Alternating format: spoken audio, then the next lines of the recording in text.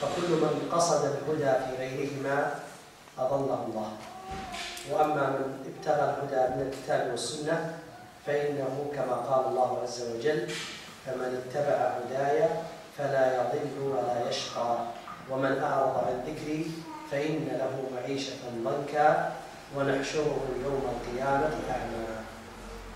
Si fillim falenderon Allahun e lartësuar dhe dërgon salavatën mbi profetin sallallahu alaihi wasallam dhe thot, ashtu siç e dëgjuam edhe nga hapja e hutbes, fjalën që ka ardhur në transmetuar nga profeti sallallahu alaihi wasallam, i cili ka thënë, s'ka dyshim se fjalët më të mira janë fjalët e Allahut dhe udhëzimi më i mirë është udhëzimi i Muhamedit sallallahu alaihi wasallam. Prandaj thot, nga këto të dyja që përmendëm, ne marrim udhëzimin tonë dhe udhëzohemi. Dhe kushdo që kërkon udhëzim në diçka tjetër veç këtyre të dyjave, pra në librin e Allahut dhe në udhëzimin e profetit sallallahu alaihi wasallam, i cili vetëm humbet në jetën e kësaj bote dhe në botën tjetër. Dhe Allahu i lartësuar thot, ai i cili pason udhëzimin tim, i cili as nuk do të humbas dhe as nuk do të mjerohet. Dhe kush i kthen shpinën përmendjes time, kush i kthen shpinën librit tim, udhëzimit tim, i cili do të ketë një jetë ngushtë dhe në botën tjetër do të dalë gjallë me atë të verbër dhe vazhdojnë ajetet pra në surën Taha. ومن هنا وفي مثل هذه الأيام التي نعيشها، هذه الأيام المباركة، وقبل 1422 عاما وقف سيد الأولين والآخرين نبينا محمد صلى الله عليه وسلم، وقف في عرفة خطيبا في المسلمين، وكانوا يومئذ يزيدون على 100,000 مسلم قدموا للحج مع رسول الله صلى الله عليه وسلم، فوقف وخطبهم الخطبة العظيمة التي سأذكر لكم طرفا منها. Dhe ashtu siç po jetojmë në këto ditë të begata, thot, në këto ditë të mira, kështu në të tilla ditë para 1422 vitesh, profeti sallallahu alaihi wasallam është ndodhur, ka qenë në Arafat, para 120 disa mijë shokëve të tij dhe ka dalë para tyre, duke u folur atyre, duke këshilluar dhe ka thënë në fjalën e tij: قال عليه الصلاة والسلام: أي يوم هذا؟ يسأل الناس، فقال الله ورسوله أعلم. قال: أليس بيوم عرفة؟ قال: بلى. ثم قال: في أي شهر نحن؟ أو أي شهر هذا؟ فقالوا: الله ورسوله أعلم. قال: أليس هذا شهر الله المحرم ذي الحجة؟ قالوا: نعم. قالوا: قال: في أي بلد نحن؟ قالوا: الله ورسوله أعلم. قال: ألسنا بمكة البلد الحرام؟ قالوا: نعم. قال: فإن دماءكم وأموالكم وأعراضكم عليكم حرام كحرمة يومكم هذا في شهركم هذا في بلدكم هذا. ألا هل بلغت؟ اللهم فاشهد. ألا هل بلغت؟ اللهم فاشهد. ألا هل بلغت؟ اللهم فاشهد. 3 مرات. Ka thënë shokëve të tij profeti sallallahu alaihi wasallam, u zgjuar dhe u ka thënë: në çfarë dite jemi sot? Çfarë dite është kjo? I kanë thënë shokët e tij: Allahu dhe i dërguari i tij e din më mirë. Ka thënë: a nuk është kjo dita e Arafatit? I kanë thënë: po. Ka thënë: në çfarë muaji jemi në këtë muaj? I kanë thënë: Allahu dhe i dërguari i tij e din më mirë. Ka thënë: a nuk jemi në muajin e shenjtë të Dhulhixhes? Pastaj ka thënë, ka pyetur profeti sallallahu alaihi wasallam: në çfarë vendi jemi këtu? I kanë thënë shokët e tij: Allahu dhe i dërguari i tij e din më mirë. Ka thënë: a nuk është ky vendi i shenjtë, pra vendi i shenjtë i Mekës, i Arafatit? Kanë thënë shokët e tij: po. Atëherë thot profeti sallallahu alaihi wasallam: s'ka dyshim se gjaku juaj, pasuria juaj dhe nderi juaj janë të shenjta mes jush. Janë të shenjta, jeni të shenjta për njëri tjetrin, ashtu siç janë të shenjta kjo ditë, ky muaj dhe ky vend. إذا كان هذا كلام رسول الله صلى الله عليه وسلم، حرم في هذا اليوم العظيم وأكد هذا التحريم 3 مرات، حرم دماءنا وأموالنا وأعراضنا فيما بيننا، فهو مصداق ما تفضل به أخي الشيخ عاصم جزاه الله خيرا في قوله لما تلا علينا قول الله تعالى: يا أيها الذين آمنوا اتقوا الله حق تقاته ولا تموتن إلا وأنتم مسلمون. ثم بقية الآيات: واعتصموا بحبل الله جميعا ولا تفرقوا واذكروا نعمة الله عليكم إذ كنتم أعداء فألف بين قلوبكم فأصبحتم بنعمته إخوانا وكنتم على شفا حفرة من النار فأنقذكم منها.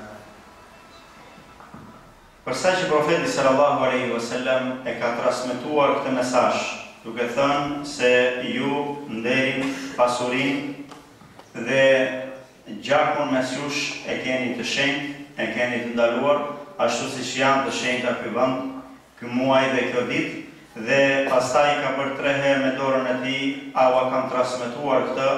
Thot: o Allah, dëshmo. E ka bërë 3 herë: a e kam transmetuar? O Allah, dëshmo.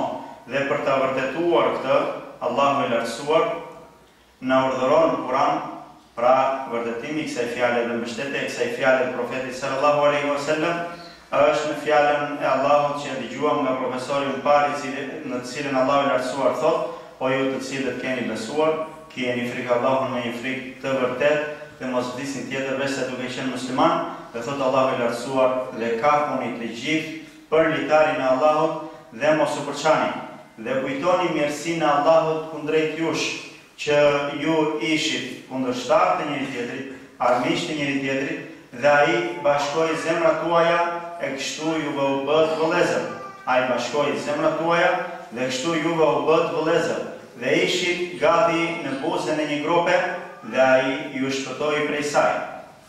فإذا كان هذا حق المسلم على المسلم الذي عظمه رسول الله صلى الله عليه وسلم وعظمه الله قبل ذلك في القرآن، فإنه ينبغي على المسلمين أن يراعوا هذا الحق العظيم. وإن من أعظم مراعاة هذا الحق العظيم أيها الإخوة أن يكون المسلم حريصا على إنقاذ إخوانه من حفرة النار إلى الجنة، وأن يجتهد في هذا اجتهادا كبيرا حتى لا يكون هو الذي يؤثر نفسه على إخوانه في أمر لن يضيق عليه ولا على إخوانه، وهو دخول الجنة. ولهذا يقول صلى الله عليه وسلم: المسلم أخو المسلم لا يظلمه ولا يخذله ولا يسلمه، حق المسلم على المسلم عظيم عند الله عز وجل، لا يظلمه ولا يسلمه ولا يخذله. Prandaj, duke parë domethënë rëndësinë e kësaj shenjtërie që është mes muslimanëve, pra shenjtërinë e gjakut, të nderit dhe të pasurisë, dhe këtë fjalë në cilën Allahu i lartësuar na nxit dhe na urdhëron që ne të jemi vëllezër njëri tjetrit, atëherë duhet që besimtari të kontribuojë sa të ketë mundësi dhe të përpiqet që të shpëtojë vëllezërit e tij, të jetë nga ata njerëz që bëjnë shkak për shpëtimin e vëllezërve të tij nga dënimi i Allahut të lartësuar, sepse profeti sallallahu alaihi wasallam thot: muslimani është vllai i muslimanit, ai nuk e lë atë në balë, nuk e dorëzon atë të armiqtë e tij, as nuk e nënçmon atë. هذا الحديث حق المسلم على المسلم قال النبي صلى الله عليه وسلم قبله كلاما عظيما، قال: مثل المسلمين في توادهم وتراحمهم وتعاطفهم كمثل الجسد الواحد، وشبك بين أصابعه، إذا اشتكى منه عضو تداعى له سائر الجسد بالحمى والسهر. هذا أحد صدر الحديث كما روى ذلك عن الحديث. Dhe ka ardhur në fjalën e profetit sallallahu alaihi wasallam, fjala e tij që na tregon se si muslimanët janë për njëri tjetrin, ku thot: besimtari, muslimani për muslimanin, apo shembulli i muslimanëve dhe besimtarëve në dashurinë mes tyre, në butësinë mes tyre, në marrëdhënien mes tyre, janë si shembulli e një ndërtese e cila një pjesë e saj lidh pjesën tjetër, dhe profeti sallallahu alaihi wasallam ka ndërthurur mes gishtave të tij për të treguar se vllazëria islame është ashtu si një ndërtesë e ndërtuar, e ndërlidhur mes veti dhe e fortë. ولهذا لا يجوز للمسلم أن يستطيل على عرض أخيه المسلم كما قال عليه الصلاة والسلام إن أربى الربا هي أشد الربا خطورة وجرما إن أربى الربا أن يستطيل المؤمن على عرض أخيه المؤمن أن يتعدى عليه في حال الخصومة في حال البغض يتكلم فيه ويغتابه ويدعي فيه ما ليس فيه لأنه أبغضه. هذا من أربى الربا، يعني أن يأكل الإنسان الربا الصريح أهون عند الله عز وجل من أن يقول في أخيه المسلم ما ليس فيه، سواء كان ذلك لبغضة له أو لحسد له أو لمنافسة أو ما إلى ذلك، فهذا من أشد الأنواع، فلا يجوز للمسلم أن يفعل ذلك إطلاقا إذا كان يعقل ويعلم نهاية أموره التي ربما إذا فعلها عاقبها الله عز وجل خسارة عظيمة. Pra duke pasur parasysh këtë hak që kanë muslimanët me njëri tjetrin dhe këtë vëllazëri që duhet kenë, atëherë duhet të dimë se të ndërhysh dhe të flasësh dhe të akuzosh vllajën musliman dhe të ndërhysh të nderi i tij, pra të flasësh me gjuhën tënde kundër tij, kjo është nga gjunahet më të tmerrshme. Dhe profeti sallallahu alaihi wasallam kamatën që ha njeriu e ka konsideruar në degë të shumta, pra që futen në degë të shumta. Shumë vepra konsiderohen në gjunahun e kësaj dhe të tilla, por thot kamata më e madhe është që njeriu thot të ndërhyj në nderin e vllajt të tij besimtar. Pra të ndërhyj dhe të flas për nderin e vllajt të tij besimtar. Kjo është nga llojet e kamatës më të tmerrshme. Pra që njeriu për shkak të ndryshme, qoftë prishje interesi, apo qoftë hased, apo qoftë garim me tjetrin, të ndërhyj tek nderi i tij dhe të flas keq kundër tij, kjo është prej gjunaheve më të mëdha.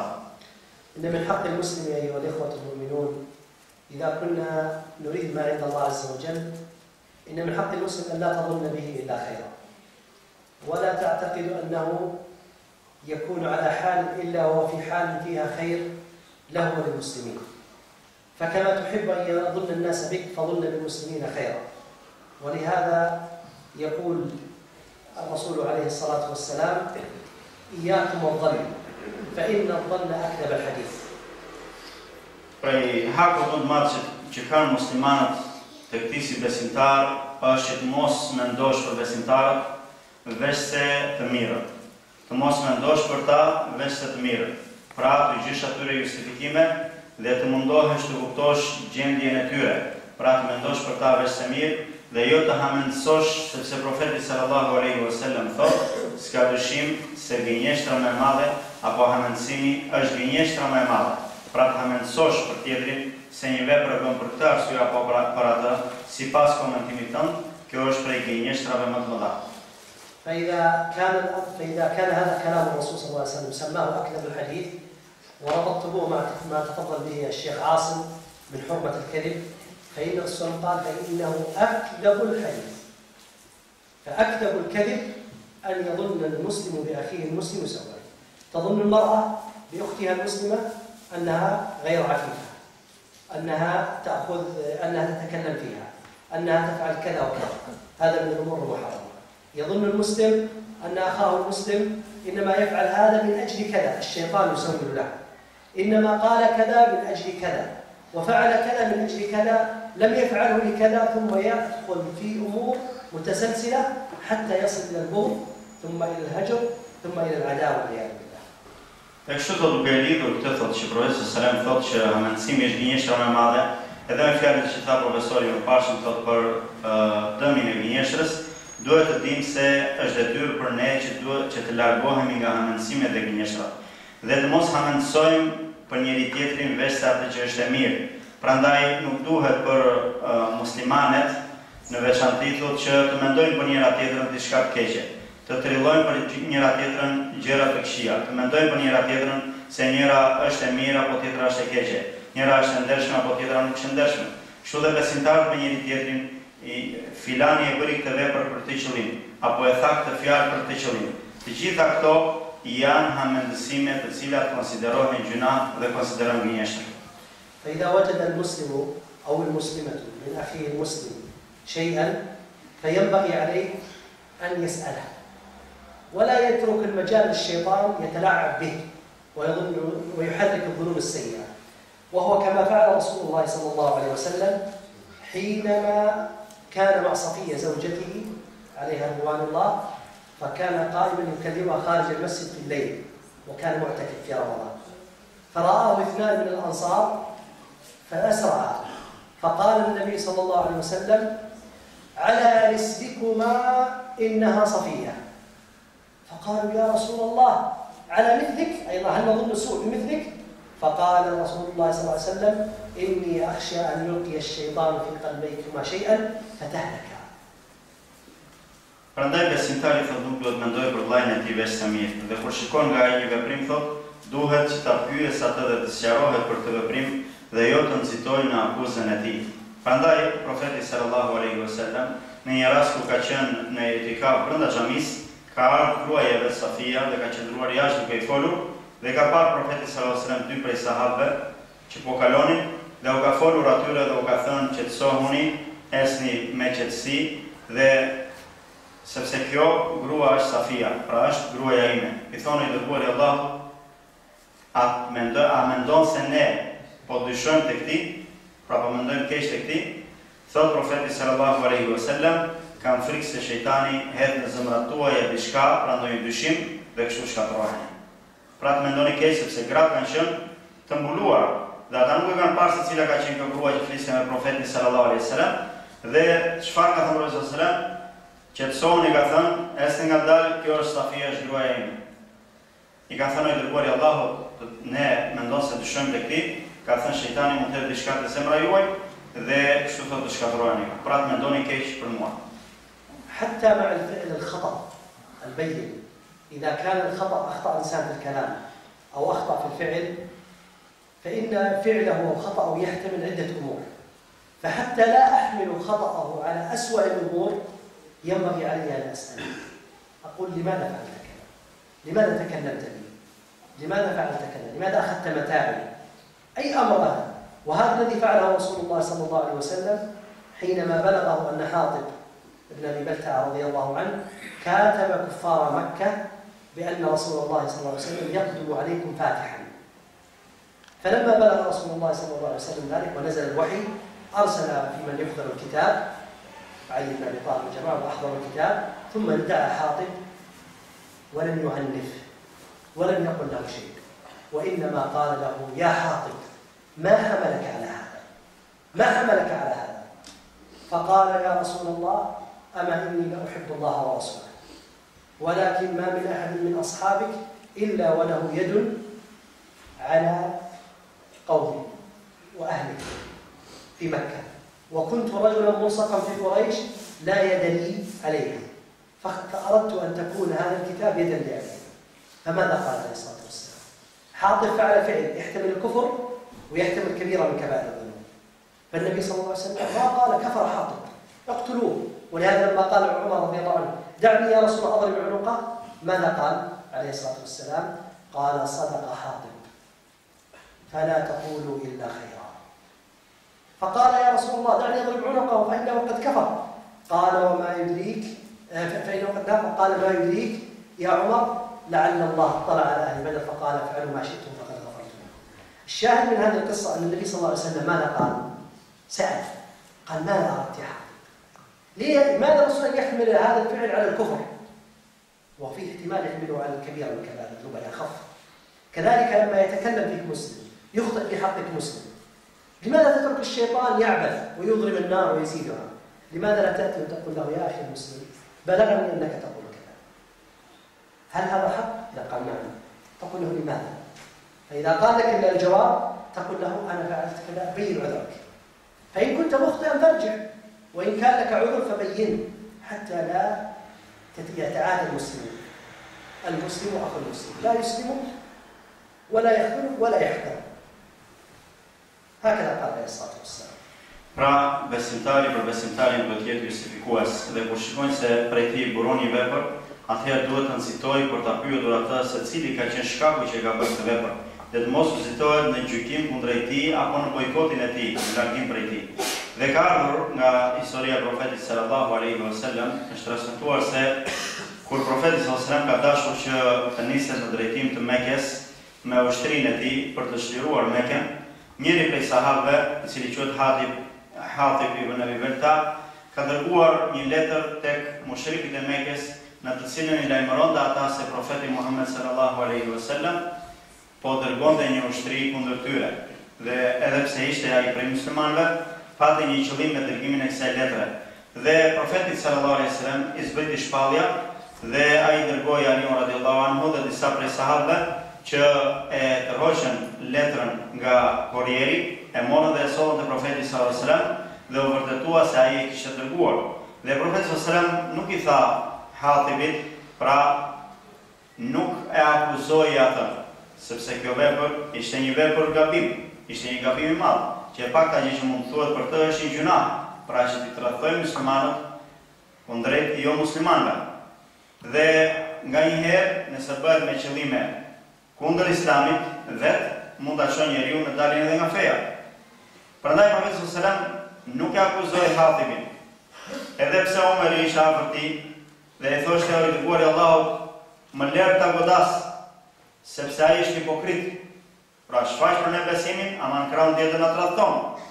I thot profeti sallallahu alajhi wasallam, duke u drejtuar Hatibit, o Hatib, çfarë të shtyu për këtë vepër? Pra profeti sallallahu alajhi wasallam çfarë e pyet për arsyen sepse e bëri këtë vepër madhore. Prandaj besimtarët duhet ta kenë parasysh këtë gjë, kur shikojnë nga vëllezërit e tyre diçka, të pyesin dhe të sqarohen. Dhe nëse shikojnë me të vërtetë se tjetri e mbron gabimin që ka bërë, atëherë ta këshillojnë atë. Ama përndryshe duhet që të binden. Hatibi i është përgjigjur profetit sallallahu alajhi wasallam dhe i ka thënë: "O i dërguari i Allahut, vallahi thot betohem nuk e kam bërë këtë gjë. As se i dua thot idhujtarët dhe as se urrej Islamin. Por thot se cili prej jush ka nga një mbështetje në Mekë, ndërsa unë thot kam qenë njeri jo prej Mekës, i ardhur aty dhe nuk kam mbështetje në të. Dhe desha të kem një mbështetje thot duke i ndihmuar këtë herë në mënyrë që të ruajnë pasurinë time dhe njerëzit e mi në Mekë." Thot profeti sallallahu alajhi wasallam, për sa i përket këtij njeriu, ky ka thënë të vërtetën. Pra tha të vërtetën. Pra edhe pse bëri një vepër të tillë, profeti sallallahu alajhi wasallam e justifikoi atë. الله عز وجل قال عن نبيه عليه الصلاة والسلام: وما أرسلناك إلا رحمة للعالمين. هكذا قال الله عز وجل. Allahu e lartësuar i thot profetit sallallahu alajhi wasallam, nuk të kemi dërguar veçse mëshirë për botën. وهكذا أمته من بعده. Dhe kështu duhet të jenë edhe populli, ummeti i tij pas tij. فأرحمنا بالخلق هو أحبنا إلى الله سبحانه وتعالى. Ai i cili është më i mëshirshëm prej nesh me krijesat, i tilli është dhe më i dashur tek Allahu i lartësuar. وإن من أعظم الرحمة أن ترحم إخوانك من الوقوع في النار. Dhe nga mëshira më e madhe që mund të kesh kundrejt njerëzve është të mëshirosh vëllezërit e tu dhe të ndihmosh nga mos përfundimi, pra që të mos përfundojnë në dënimin e Allahut pranë zjarrit. أن تأخذ بأيديهم إلى فضاء ووسع الطاعة والإيمان. Ti tërheqësh prej dore, pra ti marrësh ata në gjerësinë e adhurimeve dhe bindjes në Allahut, pra në mirësinë e këtyre veprave. فمن اتبع هداي فلا يضل ولا يشقى. Prandaj Allahu i lartësuar thot: kush e pason udhëzimin tim, i tilli as nuk është i humbur dhe as nuk mjerohet. ومن أعرض عن ذكري فإن له معيشة ضنكا. Ndërsa kush i kthen shpinën për kujtimin tim, i tilli do të jetojë një jetë ngushtë. ونحشره يوم القيامة أعمى. Dhe do ta ringjallin ditën e gjykimit të verbër. هاتان حياتان: حياة السعادة لا يضل ولا يشقى، وحياة الضنك والعمي والغفلة. Këto janë dy jetët, ose njëra jetë e cila është jetë e mirë, jetë e lumtur, e rehatshme, dhe tjetra një jetë e ngushtë dhe me probleme. وأقف عند وقفة لأحد أهل العلم وقعت لعالمين كبيرين أختم بها حديثي تدلنا على عظم يعني مكانة هؤلاء العلماء الذين عرفوا السنة وعرفوا دعوة النبي صلى الله عليه وسلم وحققوها. هذا رجل إمام من أئمة المسلمين يقال له إبراهيم النخعي. كان يوما وكان عالما كبيرا وكان بالكوفة بالعراق، وكان معه رجل من أهل العلم الكبار أيضا من تلاميذه يقال له الأعمش سليمان بن محراب.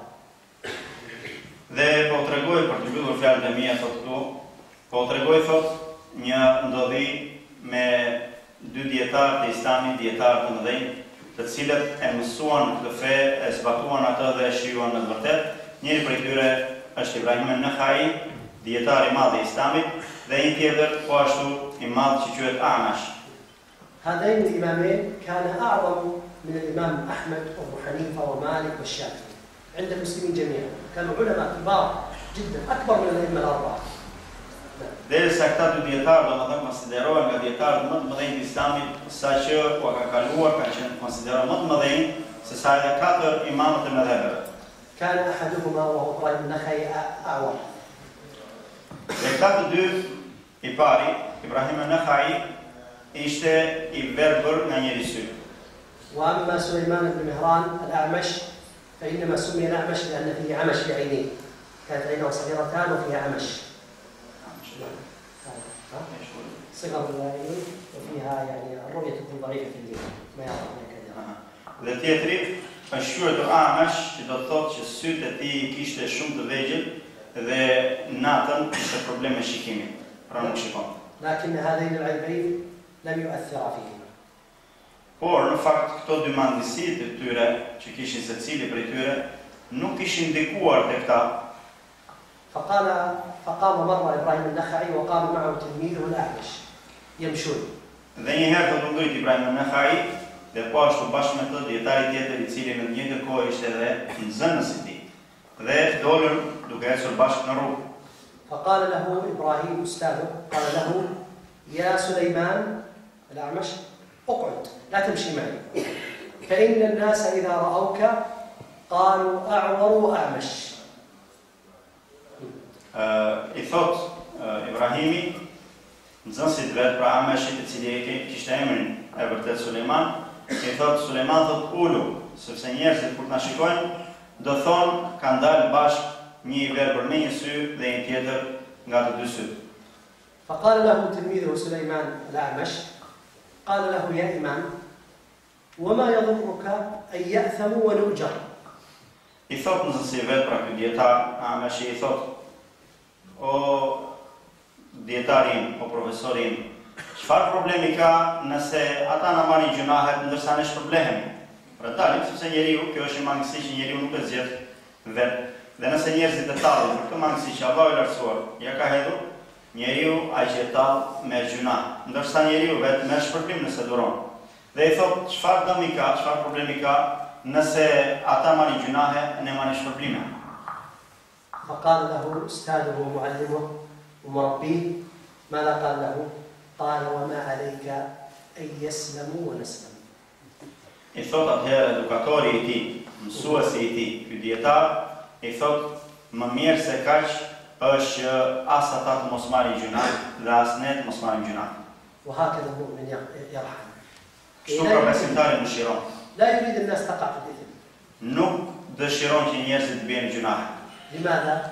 لأن إبراهيم النخعي الذي رباه الأسود بن يزيد النخعي وعلقمة النخعيان، وعلقمة والأسود الذي رباهما وعلمهما هو ابن مسعود رضي الله عنه الذي كان أشبه الناس بالنبي صلى الله عليه وسلم في هديه، والذي ربى ابن مسعود سيد الخلق عليه الصلاة والسلام.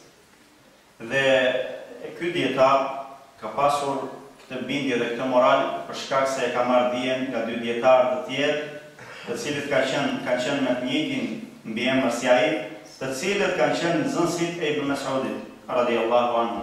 Pra ky është edukuar prej tyre dhe ata janë edukuar prej këtij sahabi i cili është konsideruar nga sahabët më të ngjashëm me profetin sallallahu alaihi wasallam dhe jo për çë tjetër veç se ai ka pasur si edukator profetin sallallahu alaihi wasallam dhe është përpjekur që t'i ngjasojë atij në të gjitha çështjet.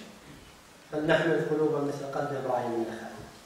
Prandaj le të bëjmë zemra si zemra e këtij njeriu, pra Ibrahim an-Nakhai. ونجتهد كما اجتهد العلماء الصالحون في نشر هذا الدين. Dhe të përpiqemi me sa mundsi kemi, siç janë përpjekur dietarët e mirë që ta përhapim këtë fe. أمثال الشيخ ناصر الدين الألباني الذي ظل عمره كله عاش عيشة أقرب ما تكون للفقر من أجل خدمة سنة رسول الله صلى الله عليه وسلم. Si shembulli atij dietari me origjinë shqiptare Muhammed Nasiruddin al-Albani, i cili e kaloi jetën e tij dhe e shpenzoi jetën e tij në përhapje dhe në shërbim të sunetit profetit sallallahu alaihi wasallam, duke kaluar shumicën e jetës së tij në varfëri dhe vetëm në shërbim të fesë. أنا أريد منكم شيئا وأختم به حديثي. أريد منكم كل واحد منكم الجمعة القادمة يأتي بأخ من إخوانه يأتي به إلى المسجد لصلاة الجمعة. الجمعة القادمة كل واحد منكم يأتي بواحد لا يصلي، يقول له اغتسل وتعال صلي بس فقط يوم الجمعة، صلي معي. لو فعلنا هذا كل واحد منكم كل شهر يأتي بواحد، ما أقول كل أسبوع، كل شهر واحد، لأصبح هذا المسجد يضيق بكم بعد مضي شهرين أو 3 شهور. Dhe do të dëshiroja thotë që secili prej jush të kontribonte dhe të mundohej të sillte shembull në xhuman e ardhshme thotë një njeri të afërt të tij apo shok të tij ti thoshte eja në mua në xhami të falë xhuman, vetëm xhuman, një namaz. Dhe nëse e bëjmë këtë, tregojmë të mëshirshëm me njerëzit dhe përpiqemi të udhëzojmë ata duke i marrë përdore për në xhami, edhe sikur nga një në muaj, mendoj që për pak muaj kjo xhami thotë nuk u mjafton, sepse numri mund të shtohet, ama duhet që të përpiqen. الأخوات كل واحدة منهن محجبة تدعو أخواتها إلى بيان فضل الحجاب. الأخوات الغير محجبات وأظن فيهم خير، فيها قلب طيب وحب الإسلام وحب الدين، لكن تحتاج أن تتعلم أكثر فلا تبخل عليها أختها بالتعليم. Dhe po ashtu, motrat tona të cilat janë të mbuluara pra me shami, le të drejtohen motrave të tyre të cilat janë të zbuluara pa shami, por që janë pjesë e besimtarëve praktikant, që nuk kemi dyshim se zemrat e tyre thot janë të buta, mbartin mirësi, e adhurojnë Allahun e lartësuar dhe duan atë, por kanë nevojë për dikë që i këshillon dhe u qëndron pranë në mënyrë që edhe ato të vishen dhe të mbulohen. لما جينا إلى هنا من المكان قال لي الشيخ جزاه الله خيرا هذه قرية لا يوجد فيها مسجد، فيها عدد كله مسلمين، لا يوجد فيها مسجد ومسلمين، ولكن أنا منذ أن قال لي إلى هذه اللحظة وأنا أفكر أقول هذه مسؤولية عظيمة جدا، مسؤولية عظيمة. كيف نحن نغفل؟ كيف نحن نغفل عن إخواننا؟ Duke ardhur rrugës thot, ishim së bashku në makinë dhe pam kaluam në një fshat të madh. Dhe në fakt aty ashtu siç erdhën dhe fjalët, unë i thash imagjino, pra duke i folur për rëndësinë e davetit dhe se çfarë përgjegjësi e kemi, i thash imagjino gjithë ky fshat i madh, nuk kanë dëgjuar ndonjëherë ezan apo përmendjen e Allahut të lartësuar apo dikë që të mësoj atyre fende të thras pa namaz. Dhe që nga e çasto, unë po mendoj në këtë fjalë, fillova të mendoj në të dhe më preokupoj thot dhe mendoj thot dhe imagjinoj se çfarë peshe të madhe kemi ne për të thërritur në fenë Allahut të lartësuar. وإن لم ندرك سيأتي يوم يتعلقون بألقابكم يوم القيامة. Dhe nëse nuk e arrim dhe ta kuptojmë këtë përgjegjësi që kemi, këta njerëz që kemi përreth që nuk dinë për fenë, do të vinë një ditë ditën e gjykimit ku do na kapin ata për qafën e vet. Pra, të na kapin për gryke, për shkak se s'u kemi mësuar të vërtetën. هذا جد وليس بهزل. Kjo هذا نصوص الكتاب والسنة. Kjo është çështje serioze dhe nuk është tallje apo lojë vëllezër. أسأل الله عز وجل أن لا يأتي عليكم عام إلا وقد أخصبت بلادكم بالتوحيد والسنة وكثر المصلون وعمرت مساجدكم وزادت وقذف الله في قلوبكم الهدى والنور. Prandaj lutem Allahun e lartësuar thotë që të mos ketë vit që kalon veç se njerëzit të afrohen Islamit, të afrohen mësimit të Allahut dhe pasimit të sunetit profetit sallallahu alaihi wasallam, dhe që Allahu i lartësuar të hedhë në zemrat e tyre dritën dhe t'i largojë nga ignoranca.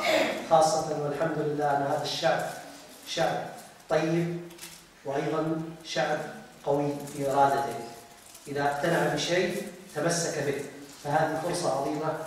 أسأل الله لكم التوفيق وصلى الله على نبينا محمد. E shpresoj këtë thotë duke ditur që ky popull është një popull i zgjuar dhe një popull që nëse kapet për diçka dhe bindet për të, atëherë e mbron atë me fuqi. Prandaj do të shfrytëzojmë të cilësitë të njerëzve, mirësinë dhe zgjuarsinë e tyre në mënyrë që t'i udhëzojmë në të fe. Kaq thot dhe falenderoj Allahun dhe dërgoj salavatën.